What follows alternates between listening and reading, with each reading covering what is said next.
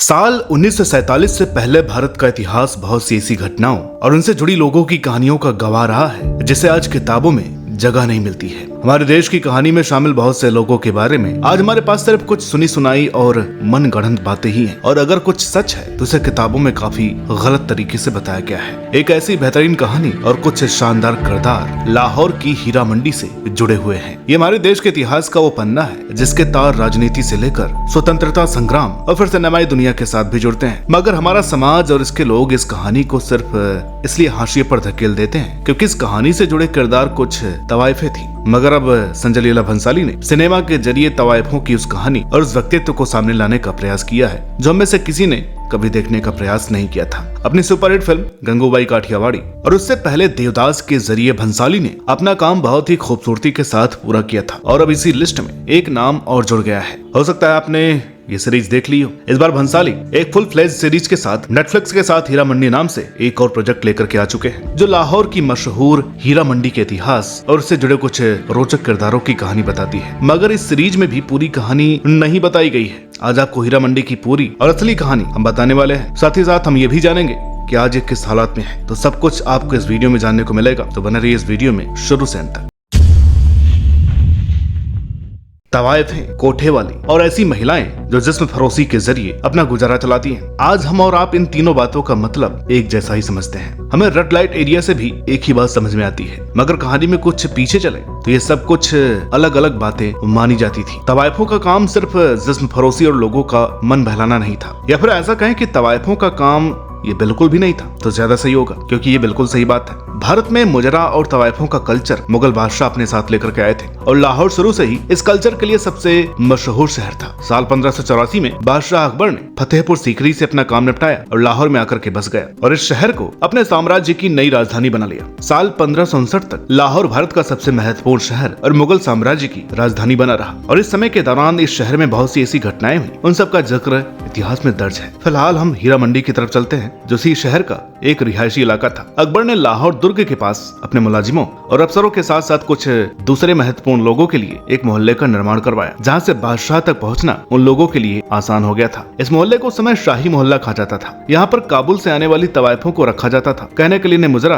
और बाकी कलाओं के जरिए बादशाह और उसके लोगों का जी बहलाने के लिए लाया गया था। मगर ये तवाइफों का असर और औरा सिर्फ यहीं तक सीमित नहीं था। कहा जाता है कि लाहौर और आसपास के लोग अपने बच्चों को तमीज और तहजीब सिखाने के लिए, बात करने का तरीका सिखाने के लिए, शेर व शायरी सिखाने के लिए, यहाँ तक कि उठने बैठने का तरीका सिखाने के लिए इन तवाइफों के पास भेजा करते थे। अलग अलग रियासतों के राजा महाराजा और उनके युवराज भी शुरू से इन तवाइफों से अलग अलग बातें सीखने के लिए यहाँ आया करते थे। अकबर के समय में और उसके कई सालों बाद इन तवाइफों का ओहदा पूरे भारत में बहुत ही रसूखदार और सभी लोगों के बराबर हुआ करता था। शाही मोहल्ला एक इंस्टीट्यूशन की तरह हुआ करता था, जहाँ पर शेर व शायरी से लेकर डांस, अदाकारी और भाषाएं जानने वाले उस्ताद रहते थे, जिनसे ताल्लुकात रखना बड़े बड़े लोगों के लिए भी सम्मान की बात हुआ करती थी। अकबर के बाद जहांगीर और उसके बाद भी मुगल काल के आखिरी सालों तक इस मोहल्ले की ये शानो शौकत कमोबेश ऐसे ही बनी रही। इसमें कुछ ज्यादा फर्क नहीं आया, लेकिन बाद में जब भारत पर अहमद शाह अब्दाली और नादिर शाह ने हमला किया तो उन्होंने दिल्ली से पहले लाहौर को भी बहुत ही बुरे तरीके से तबाह कर दिया। इतिहास की कहानियों में दर्ज है कि अब्दाली के हमले के दौरान ही लाहौर में वेश्यावृत्ति का चलन शुरू हुआ था। लाहौर में इस समय पहला ब्रोथल धोबी मंडी में बना और फिर यह सिलसिला चलता रहा। अब्दाली के सैनिकों की नजर जहाँ भी पड़ती थी वहाँ से सोना चांदी और धन के साथ साथ महिलाओं को भी ये लोग उठा करके ले आया करते थे और इन ब्रोथलेस में डाल दिया करते थे। अब यहाँ तक भारत में वेश्या होना और तवाइफ होना दो अलग अलग बातें थी। उनके काम और उनकी शख्सियत को अलग अलग करके देखा जाता था, लेकिन धीरे धीरे बीच की लाइन धुंधली पड़ना शुरू हो गई और आज दोनों का मतलब एक ही हो गया है। अफगान शासन के बाद लाहौर में महाराजा रणजीत सिंह का शासन स्थापित हुआ था और उन्होंने तवाइफों की संस्कृति को एक बार फिर पुराने तरीके से शुरू किया। एक कहानी ये भी बताई जाती है कि रणजीत सिंह को लाहौर की एक तवाइफ से इश्क भी हो गया था और इन्होंने इस तवाइफ के लिए एक महल भी बनवाया था। इस कहानी के अलग अलग वर्जन मशहूर हैं और उनमें से एक ये भी बताया जाता है कि रणजीत सिंह ने अपनी इस प्रेमिका के लिए एक मस्जिद का निर्माण भी करवाया था। कुछ कहानियां ये भी बताती है कि रणजीत सिंह ने उस तवाइफ से विवाह भी कर लिया था। कुछ इतिहासकार दो तवाइफों का जिक्र करते हैं जिनसे रणजीत सिंह को इश्क हुआ था। एक का नाम मोरा सरकार बताया जाता है तो दूसरी गुलबहार बेगम। अब क्या सच है और क्या नहीं, या तो पक्के तौर पर नहीं बताया जा सकता। महाराजा रणजीत सिंह जी की सेना में एक जनरल का नाम हीरा सिंह डोंगरा था। महाराजा के निधन के बाद उन्होंने लाहौर में एक मार्केट एस्टेब्लिश करने का फैसला किया और जब उन्होंने देखा कि आज के हीरा मंडी वाली जगहों पर तवाइफों के कारण एक बहुत बड़ी भीड़ लगी रहती है तो उन्होंने इस जगह पर एक अनाज मंडी बनाने का काम शुरू करवा दिया। यहाँ से इस जगह का नाम हीरा सिंह दी मंडी पड़ गया और धीरे धीरे ये नाम टूटते टूटते सिर्फ हीरा मंडी रह गया और आज तक यही नाम चलता आ रहा है। शक शासन में तवायफों का वही पुराना रुतबा फिर से बन गया था, मगर फिर लगातार 2 युद्धों में हारने के बाद लाहौर पर ब्रिटिश शासन स्थापित हो गया। दस्तावेजी प्रमाण की माने तो 19वीं सदी के आखिर तक भारत के लखनऊ की तवायफें सरकारी खजाने में सबसे ज्यादा टैक्स जमा करवाती थी। ऐसा रसूख उस समय लाहौर से लेकर और वहाँ से दिल्ली जैसे अलग अलग जगहों पर रहने वाली हर एक तवायफ रखती थी। मगर अंग्रेजी हुकूमत के बढ़ने के साथ साथ हालात खराब होते चले गए। वेश्यालयों की संख्या में एक बार फिर इजाफा होना शुरू हो गया था और जब ज्यादातर तवायफों के पास रोजी रोटी के लिए कोई काम नहीं रहा तो महिलाएं भी जिस्म फरोशी करके अपना पेट पालने के लिए मजबूर हो गई। पूरे देश में हालात खराब थे और 60 के दशक में हीरा मंडी में भी प्लेग फैल गया और इससे कम इस इलाके के लिए एक अच्छी बात यह हुई कि अंग्रेजी अफसर ये इलाका छोड़ करके चले गए और उनकी जगह शहर के रईस लोग और बड़े लोग आकर के यहाँ बस गए। उन्होंने आसपास के मकान खरीद लिए। कहा जाता है कि अंग्रेजी राजाओं और राजकुमारों का ध्यान बटाने के लिए इन लोगों को तवायफों के पास रहने और वहाँ जाने की छूट दे रखी थी, जिससे अंग्रेजों को अपने काम में कोई अड़चन का सामना न करना पड़े। संजय लीला भंसाली की हीरा मंडी में जो कहानी बताई गई है वो कमोबेश इसी दौर में लाहौर के इस इलाके की शान शौकत और उनके किरदारों को लेकर के बनाई गई है। सीरीज में यह भी बताया गया है कि हीरा मंडी के तवायफों ने भारत की आजादी के लिए चल रहे आंदोलन में भी अपना योगदान दिया था, तो ये बात भी काफी हद तक सही है। उसमें हीरा मंडी के साथ साथ देश की बाकी तवायफों ने भी अंग्रेजी हुकूमत के खिलाफ अपना विरोध दर्ज कराने के लिए हुस्नाबाई के कहने पर घुंघरुओं की जगह जंजीरें पहनना शुरू कर दिया और विदेशी सामानों का बहिष्कार भी किया था। गौहरजान और गांधी जी की एक कहानी सुनने को मिलती है कि गौहरजान ने गांधी जी को उनके आंदोलन में मदद करने के लिए 12,000 भिजवाए थे। गौहरजान ने अपनी कलाकारी के जरिए 24,000 रुपए इकट्ठा किए थे और उनमें से आधे रुपए उन्होंने गांधी जी को भेज दिए। धीरे धीरे ब्रिटिश सरकार की नजरों में ये सभी तवायफें एक परेशानी बन गई थी और इस परेशानी को हटाने के लिए हुकूमत ने इन तवायफों को उसी तरह की सजाएं दी जैसा वो बाकी बड़े क्रांतिकारियों को दिया करते थे। कुछ खास तवायफों को फांसी पर लटका दिया गया और कुछ तवायफों को जेल में बंद कर दिया गया और कुछ तवायफे जो बच गई उनके लिए जिंदगी बिताना बेहद ही मुश्किल हो गया। आजादी के आंदोलन के समय तवायफों के मकान में बहुत से क्रांतिकारियों को छुपाने के लिए और रणनीति बनाने के लिए छत नसीब हुई थी। बहुत से फ्रीडम फाइटर्स के लिए तवायफों ने सूचनाएं इकट्ठा करने का काम भी किया और रुपए पैसे जितना हो सकता था इन तवायफों ने फ्रीडम स्ट्रगल को सफल बनाने के लिए वो सब कुछ किया था जो समय कोई भी आम फ्रीडम फाइटर कर रहा था। मगर फिर भी आज हम कहीं भी इन कहानियों को पढ़ते सुनते नहीं है। हमने अपने इतिहास में बहुत सारे बागियों और गद्दारों की कहानियां सुनी है, मगर हीरा मंडी की तवायफों का योगदान हमेशा से ही हाशिए पर ही लटकता रहा। साल 1864 में एक फरमान के जरिए ब्रिटिश सरकार ने तवायफों के मुजरे पर बैन लगा दिया था और अब तवायफों के मकान सिर्फ बड़े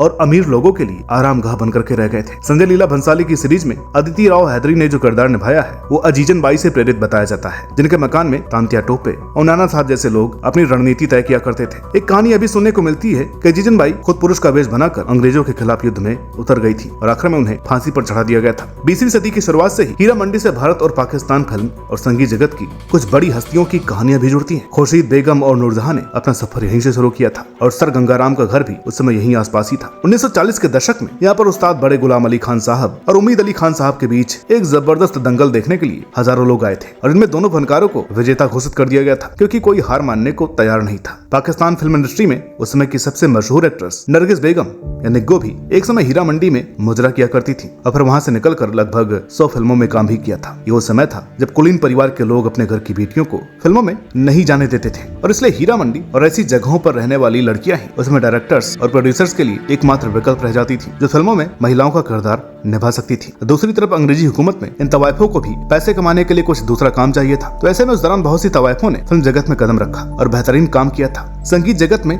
जद्दन बाई का नाम बहुत ही अदब से लिया जाता है, जो मशहूर एक्ट्रेस नरगिस दत्त की माँ भी है। वो भी पहले एक तवायफी थी। इसके अलावा भारतीय फिल्म जगत की पहली महिला डायरेक्टर फातिमा बेगम भी एक तवायफी थी। मशहूर एक्ट्रेस रतन बाई, के आसिफ, मुमताज बेगम, मिर्जा दाग और ऐसे न जाने कितने नाम हैं जिनका वास्ता किसी न किसी तरह हीरा मंडी और उसके आसपास के माहौल और लोगों से रहा है। चलिए फिर से तारीख पर लौटते हैं और साल 1947 में चलते हैं, जब पार्टीशन की बदौलत हीरा मंडी पाकिस्तान के हिस्से में चला गया था। पाकिस्तान धार्मिक आधार पर वजूद में आया था, तो वहाँ पर तवायफों और कोठों का होना बहुत से लोगों को पसंद नहीं आया और कुछ लोगों ने हीरा मंडी को हटाने की बात भी कही थी। मगर इस विरोध के बावजूद भी अगले 3 दशकों तक तवायफों का काम बिल्कुल अच्छे से चलता रहा और फिर साल 1978 से हालात हमेशा हमेशा के लिए बदल गए। इस साल जियाउल हक के हाथों में पाकिस्तान की बागडोर आ गई और उन्होंने धर्म के नाम पर हीरा मंडी में मुजरे पर बैन लगा दिया। तवायफे बेघर हो गए और हीरा मंडी वेश्यावृत्ति का घर बन गया। एक समय लाहौर का सबसे आलीशान और अदबी मोहल्ला अब बिल्कुल खत्म हो गया था। यहाँ पर सुबह अलग अलग दुकानें लगनी शुरू हो गई और शाम ढलते ही वेश्यावृत्ति का काम शुरू हो जाता। आज हीरा मंडी एक रेड लाइट एरिया बनकर के रह गया है और यहाँ जिस फरोशी का कारोबार चलता है। संजय लीला भंसाली बताते हैं कि उन्हें इस स्क्रिप्ट का आइडिया उनके दोस्त मोइन बेग ने 16 साल पहले दिया था और जब गंगूबाई काठियावाड़ी पर वो काम कर रहे थे तब उन्होंने फैसला किया कि अपने पुराने ड्रीम प्रोजेक्ट पर